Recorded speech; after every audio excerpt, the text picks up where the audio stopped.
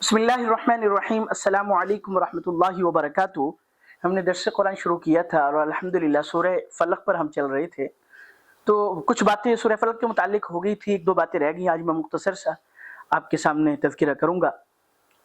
قرآن کریم میں اس سورت کو سورہ فلق کے نام سے یاد کیا جاتا ہے، اور جیسے میں نے گزشتہ درس میں ذکر کیا تھا کہ یہ دو صورتیں گویا کہ مومن کے لیے حصار ہیں اس کو نقصان پہنچانے والی چیزوں کے مقابلے میں، اور نقصان پہنچانے والی چیزیں جو اس کو نظر آ رہی ہیں وہ کیا ہے کہ سب سے پہلے جو ہے تین چیزوں کا تذکرہ کیا گیا جو نظر آ رہی ہیں۔ من شر غاسق اذا وقب، اندھیرے کے شر سے جب وہ چھا جائے۔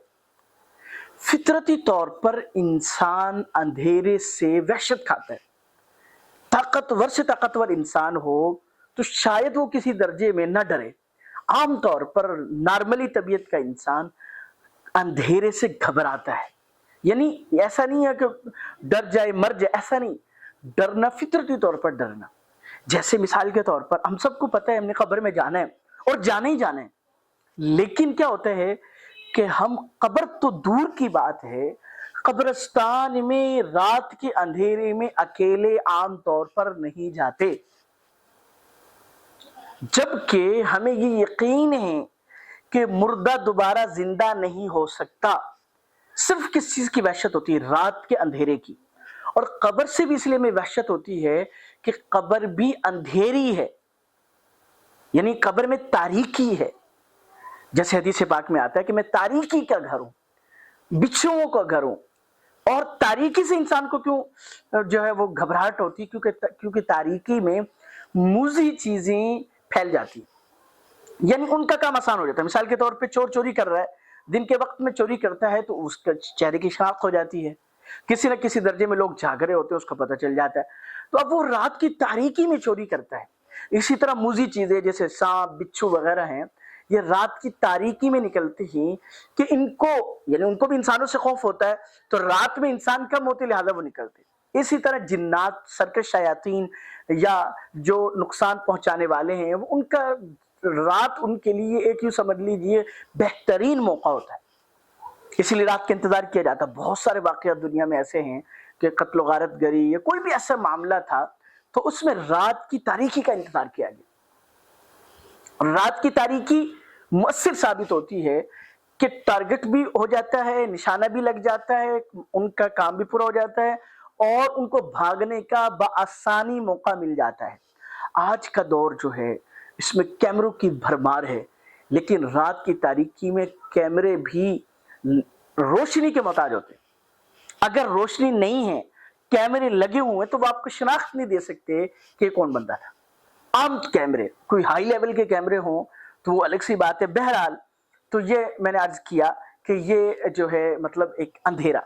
اس کے بعد جو ہے جادو، ہر دوسرا شخص یہ سمجھتا ہے کہ مجھ پر جادو ہو رہا ہے، اور بعض اوقات حقیقت بھی ہے، جیسے حضور علیہ السلام پر جادو کیا گیا صورت میں اسی کا تذکرہ ہے۔ اور اس میں ایک لطیف اشارہ ہے اس بات کی طرف کہ جادو کرنے والے عام طور پر کم عقل ہوتے ہیں، اسی وجہ سے جادو کرنے والوں میں زیادہ تر افراد خواتین کی ہوتی ہیں۔ کیوں؟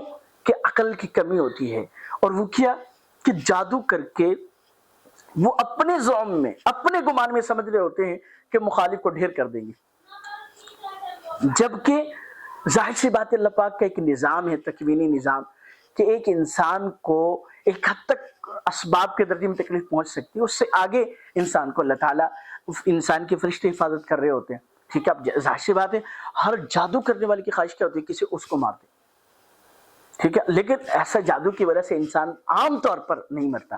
کیوں؟ کہ تکوینی نظام بھی چل رہا ہوتا ہے۔ ابھی جو جادوگر جو ہے یہ اپنی پوری یوں سمجھ لے کوشش کر لیتا ہے، پورا جو ہے نا اس 100% یقین کر بیٹھتا ہے جی، اسی وجہ سے وہ جو ہے ظاہر سی بات ہے، اور پھر اس پہ بھی مطلب ایک دفعہ انسان جادو کرے پھر اس کو اندازہ ہو جائے کہ بھئی میرا جادو اثر نہیں کر رہا، کہ اللہ کا ایک نظام ہے، لیکن چونکہ عقل کم ہوتی اس لیے پوری زندگی اسی طور میں دوسروں کو بھی لگاتے ہیں۔ بہرحال اسی طرح حسد کرنے والا جو ہے وہ حسد کرتا ہے مرتبے سے، عہدے سے، مال و دولت سے، حسن سے، مختلف چیزوں سے حسد کیا جاتا ہے۔ اور یہ بھی حقیقت ہے، کیونکہ اللہ تعالیٰ نے ہر انسان میں، یاد رکھیے گا، یہ بڑی پتہ کی بات عرض کروں، ہر انسان میں ساری خوبیاں نہیں رکھی کہ 100% انسان خوبیوں کا مالک بن جائے انبیاء کو نکال کر، اور ہر انسان میں ساری خامیاں نہیں رکھی۔ ہر برے انسان میں، یا آپ یہ سمجھ لیجیے، ہر برے انسان میں ساری خامیاں نہیں ہوتی، کچھ خوبیاں بھی ہوتی، اور ہر اچھے انسان میں ساری خوبیاں نہیں ہوتی، کچھ خامیاں بھی ہوتی۔ مثال کے طور پہ ایک بندہ، آپ کو بہت سارے لوگ ملیں گے کہ جو یہ کہتے ہوئے ہوں گے مجھے جھوٹ سے شدید نفرت ہے، اور وہ جھوٹ نہیں بولتے لیکن غیبت کر لیتے ہیں، حسد کر لیتے ہیں۔ اور ایک بندہ وہ ملتا ہے جس کو کہ مجھے حسد سے شدید نفرت ہے، لیکن وہ بندہ حسد نہیں کرتا، بغض نہیں رکھتا، لیکن جھوٹ بول لیتا ہے۔ اور یعنی طرح ہر انسان میں کوئی نہ کوئی خوبی بھی ہوتی ہے، کوئی نہ کوئی خامی بھی ہوتی ہے۔ اب اللہ تعالیٰ نے کیا رکھا ہے کہ جو خوبی ہے وہ تو خوبی ہے نا، اس پہ تو آپ کو محنت لگی ہی نہیں، آپ کو بغیر محنت کے مل گئی۔ اصل آپ کی محنت ہے کہ آپ کے اندر جو خامی ہے اس کو دور کریں، اس پر قابو پائیں۔ تو بہرحال، تو حاسد کے اندر یہ خامی ہوتی ہے کہ وہ حسد کی بنیاد پہ دوسرے کو تکلیف پہنچانے کی کوشش کر رہا ہوتا ہے، جبکہ اصل تکلیف اس کو خود ہو رہی ہوتی ہے، کیونکہ وہ حسد کی آگ میں خود جل رہا ہوتا ہے، رات دن یہ فکر ہوتی ہے کہ اگلا جو ہے وہ کیا ہو جائے، تباہ ہو، برباد ہو جائے بس۔ بہرحال، تو یہ تین چیزیں شر کی ہیں، ان سے بچنا بھی چاہیے، اپنے آپ کو بچانا بھی چاہیے۔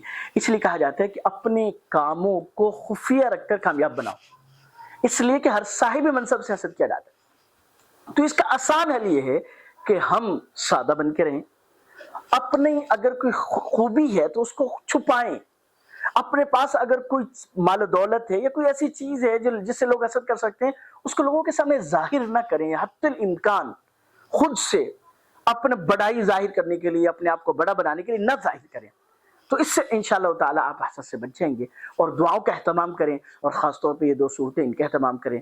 اللہ پاک مجھے اور آپ کو جو کچھ کہا سنی اس پہ عمل کرنے کی توفیق عطا فرمائے۔ السلام علیکم ورحمۃ اللہ وبرکاتہ۔